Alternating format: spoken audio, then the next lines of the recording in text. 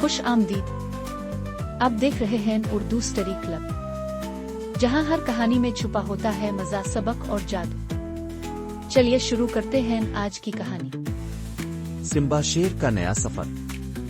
جنگل میں ایک سنہرا سا سویرا طلوع ہو رہا تھا۔ سورج کی روشنی سبز درختوں سے چھن کر زمین پر ناچ رہی تھی اور ہوا میں خوشبوؤں کی لہر دوڑ رہی تھی۔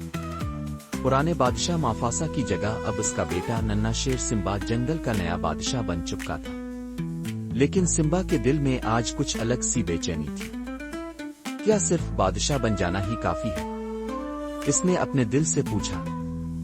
ایک دن سمبا اکیلا جنگل کی گہری وادیوں کی طرف نکل گیا، جہاں اس کی ملاقات ہوئی ایک بوڑھے کچھوے سے جس کا نام ایک ابو تھا۔ ایک ابو نے کہا، سچے بادشاہ کی پہچان صرف طاقت سے نہیں بلکہ دل کی روشنی سے ہوتی ہے۔ سمبا حیران ہوا، دل کی روشنی؟ ایک ابو مسکرایا، ہاں، وہ روشنی جو دوسروں کو بھی ہنسنا سکھائے، جو کمزوروں کی حفاظت کرے، جو اپنی غلطی مان کر اسے درست کرے۔ یہ سن کر سمبا نے فیصلہ کیا کہ وہ خود کو صرف طاقتور بادشاہ نہیں بلکہ ایک سچا، نرم دل اور انصاف پسند بادشاہ بنائے گا۔ اس کے بعد جنگل میں تبدیلی آئی۔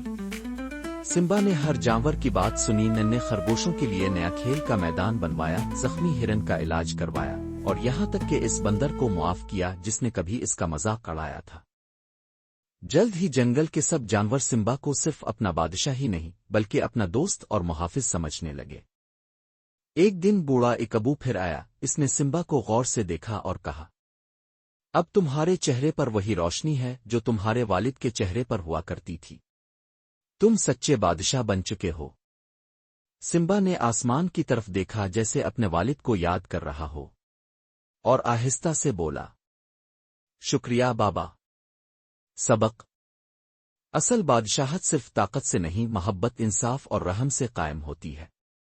اگر آپ کو یہ کہانی پسند آئی ہو تو اردو سٹوری کلب کو ضرور سبسکرائب کریں اور اگلی دلچسپ کہانی کے لیے تیار رہیے۔